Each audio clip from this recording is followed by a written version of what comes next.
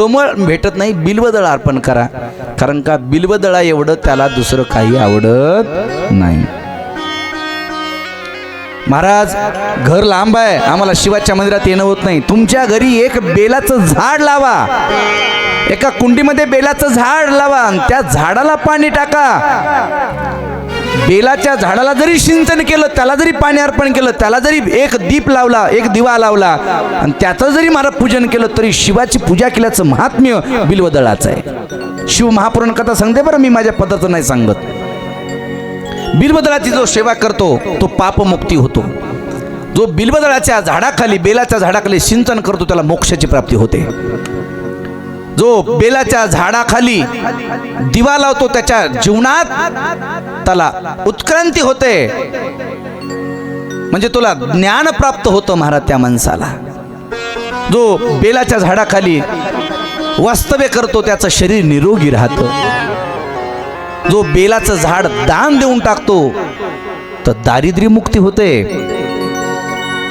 ऐका, ज्या माणसाला आयुष्यात काही दान घडत नाही त्या माणसानं बेलाचं झाड तरी आयुष्यात एकदा तरी दान दिलं पाहिजे. मरण्याच्या अगोदर काही काही दान सांगितलेत बरं काका. आयुष्यात एकदा तरी माणसाला कणकदान घडावं म्हणे.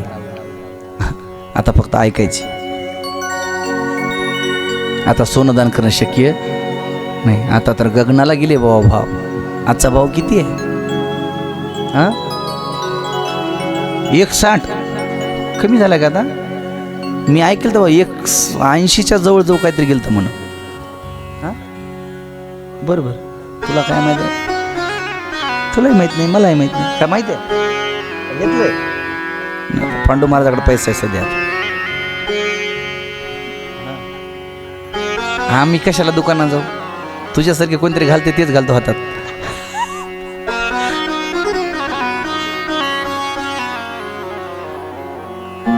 सोनदान आयुष्यात एकदा तरी झालं पाहिजे. पण महाराज आमची कुवत नाही तेवढं आपण सोनदान करू शकत नाही. हा, शास्त्र सांगतात दान दिलं पाहिजे आयुष्यात एकदा तरी. पण जाऊ द्या, कणकदान घडणं शक्य नाही. काश्यदान करा, ते घडत नाही. पितळदान करा, ते घडत नाही. वस्त्रदान करा, वस्त्रदान घडत नाही. अन्नदान करा. एक माणूस जीव घाला, फक्त एक वारकरी जीव घाला, बस झालं काम तुमचं. एक शिवभक्त जीव घाला, झालं काम तुमचं. मला तेवढे होत नाही. पाणीदान द्या फुकटचं. नका देऊ दूध जयामध्ये सार, ताकाचे उपकार तरी करा. दूध देऊ नका, दान देऊ नका, कारण का तुम्हीच विकत घेता. तुम्ही दान देऊन टाकू नका, दूध देऊ नका, त्याचं सार आहे. मग ताक तरी दान द्यायला शिका. तसं पाणी तरी देवाचं फुकट आहे, तेवढं तरी दान द्या.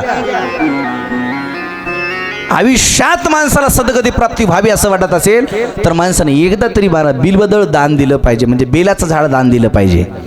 दारिद्र्य मुक्ती होते.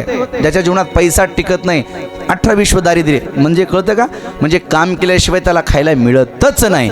असा जो दरिद्र्य आहे त्या माणसानं महाराज बेलाचं झाड दान दिलं पाहिजे. जर असं समर्पण भावने जर बेलाचं झाड दान दिलं तर त्याच्या घरी महाराज लक्ष्मी वास्तव्यासाठी येते, भगवंताचा त्याला आशीर्वाद मिळतो. एवढं शिव महापुराण कथा सांगते. बेलाचं झाड दान दिलं पाहिजे, वस्त्रदान दिलं पाहिजे. आपली माणसं जेव घालतात, वस्त्रदान करतात, पण कोणाला माहिती आहे का? जावयाला, युवयाला. त्याच्या मनावर कपडे, त्याच्या मनावर जीव घालाय, पण वारकऱ्याला कोणा देणार नाही, कोण्या महाराजाला देणार नाही. इथे उदगीरचे तसे नाहीत म्हणा.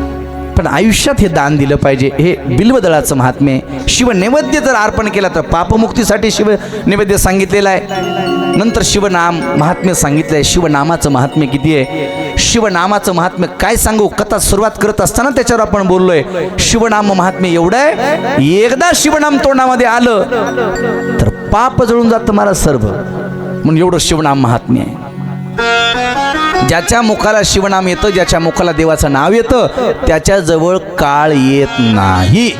यम त्याला कधी महाराज बस नेत नाही. कारण का यमराजाला सगळीकडे जायला परवानगी आहे, पण नामधारकाच्या घरी जायला परवानगी नाही. नका जाऊ तया ठाया नामधारकाच्या शिवा. बघा, नामधारकाच्या सीमेवर सुद्धा जायचं नाही, म्हणजे घराच्या उंबरवट्यापर्यंत सुद्धा जायचं नाही, गेटच्या बाहेर जायचं पळून, पण तिथं यायचं नाही. यमराज सुद्धा सांगतो जाऊ नका. आणि एखादा नामचिंतन करत असेल तिथं जर यम आला, याचं नामचिंतन ऐकले की ते कळीकाळ पळून जातात महाराज. एवढं नामचिंतनाचा पावर आहे. दड दड दड दड दुडू दुडू दुडू दुडू पळ सुटला कळीकाळा बापुडिया रे, शिवनाम शीतळ मुखी सेविबा कापडिया रे. एवढं नामचिंतन आहे. आणि नामामध्ये एवढा पावर आहे. आणि कलियुगात बाकीचे साधन आता करण्यामध्ये वेळ घालवायचा नाही. यज्ञाने देव मिळतो, यज्ञाने देव मिळतो, तपाने देव मिळतो, पण कलियुगात बाकीच्या साधना कळणंही शक्य नाही, कळल्या तरी घडणं शक्य नाही. म्हणून कलियुगामध्ये एकच साधन सोपं आहे, ते म्हणजे टाळ दिंडी हाती घेऊन नाचा. फक्त आणि फक्त भगवंताच्या नामचिंतनाचा जयघोष करायचा आहे आणि त्याचं चिंतन करायचं आहे. म्हणून तर संत महात्म्याने दिंड्या काढल्या. ध्यान ठेवा. दिंडी का? तर दिंडीमध्ये जेवढं भजन होतं तेवढं कुठंच होत नाही. दिंडीमध्ये भजन जेवढं होतं तेवढं कुठंच होत नाही. म्हणून आपल्या शेवटच्या दिवशी पदयात्रा असते ना आपली, प्रदक्षिणा, तिथं जात असताना चलत चलत भजन केलं पाहिजे. एक पाऊल जर नामचिंतन घेऊन टाकला तर महाराज यज्ञाचं पुण्य मिळतं. नाम घेता वाट चाली यज्ञ पाऊला पाऊली. म्हणून पंढरपूर ते आळंदीत चालायचं असतं. कलियुग केवल नाम आधारा, कलियुग केवल नाम आधारा. सुमिरा सुमिरा नरा उतराई पारा, सुमिरा सुमिरा नरा उतराई पारा. कलियुग केवल नाम आधारा, कलियुग केवल नाम आधारा. कलियुग केवळ नाम आधारा. फक्त नामचिंतन घ्यायचे, बाकी सगळं तुमचं काम होऊन जातं. वृंदावनमध्ये आता जे महात्मे राहतात ते सगळे तुम्ही आता इंस्टाग्रामला सगळीकडे बघत असताल. मला खूपच संतांचं महाराज त्या नवल वाटतं. नाही नाही नाही, खरंच काय देवाची महाराज कृपा आहे राधाराणीची. त्यांचं नाव आहे प्रेमानंद बाबा, प्रेमानंद महाराज. पाहिलेत ना ताई कसे राहतात? काय महाराज रूप आहे त्या साधूच. प्रेमानंद बाबाचं रूप बघितलं की मनाला शांती, महाराज विश्रांतीचा ठाव असल्यासारखं वाटतं. आज जगतामध्ये प्रेमानंद बाबाची चर्चा आहे, पण 22 वर्ष झालं त्यांना दोन्ही किडण्या नाहीत. किडनी जर नसेल तर मनुष्य जिवंत राहू शकतो का? नाही राहू शकत. विज्ञान जिथं महाराज नतमस्तक होतं तिथून अध्यात्म सुरू होत असतं. ध्यान ठेवा. 22 वर्ष झालं महाराज किडनी नाहीत. पत्रकारांनी प्रश्न केला, म्हणे प्रेमानंद बाबा तुम्हाला डॉक्टरनं सांगितलं होतं किडन्या सगळ्या फेल झालेल्या आहेत, मग तुम्ही 22 वर्ष झालं कसं जगताय? त्यावेळी प्रेमानंद बाबांनी दिलेलं उत्तर ऐका. प्रेमानंद बाबा म्हणतात, माझ्या मुखामध्ये भगवत नामचिंतन आहे, हीच माझी ट्रीटमेंट आहे. आणि म्हणून माझ्या एका किडनीचं नाव कृष्ण आहे आणि एका किडनीचं नाव राधा आहे. हे राधा कृष्ण जो दोन किडनी आहेत आणि भगवंताचं नामचिंतन आहे, हेच माझा सर्वात मोठा उपचार आहे. किती पावर आहे नामचिंतनात.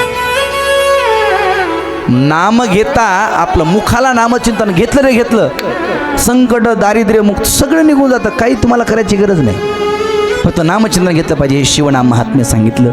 आणि नंतर भगवंताला आवडणारं भस्म सांगितलं. ते भस्म महात्म्य आपण श्रवण करणार आहोत. सुंदर असं टाळी वाजून गोड असं सर्वांनी भोले बाबाचं एक सुंदर असं संकीर्तन गायचं आहे. श्री शिवाय नमस्तुभ्यं, श्री शिवाय नमस्तुभ्यं, श्री शिवाय नमस्तुभ्यं, श्री शिवाय नमस्तुभ्यं, श्री शिवाय नमस्तुभ्यं, श्री शिवाय नमस्तुभ्यं, श्री शिवाय नमस्तुभ्यं, श्री शिवाय नमस्तुभ्यं, श्री शिवाय नमस्तुभ्यं, श्री शिवाय नमस्तुभ्यं, श्री शिवाय नमस्तुभ्यं,